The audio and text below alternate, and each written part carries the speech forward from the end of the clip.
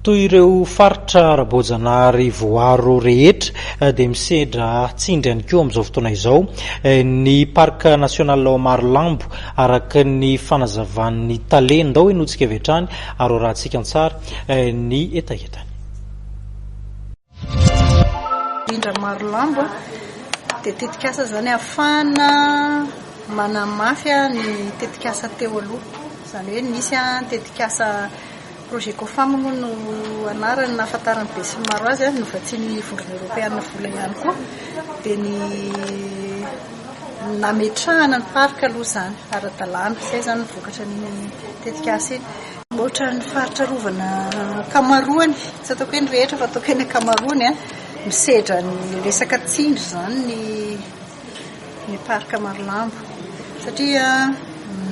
mbola somary manahirana zany fifehezana ny fahazaran'ny olona teo aloha. Izay moa izy amin'ny mahaparika vaovao azy izay mbola nisy le fahazarany ratsy teo amin'ny fanimbana sy le fitrandrahana tsy ara-dalàna zany iny zany mbola misy ohatra indrindra ny amin'ny hoe fahazarana fambolena nentim-paharazana fampiasana ny fambolena ina moa ty mitavy tapany etsinanana rehetrarehetra zany tena mbola manao an'izay fampiarana ny tavy izay dia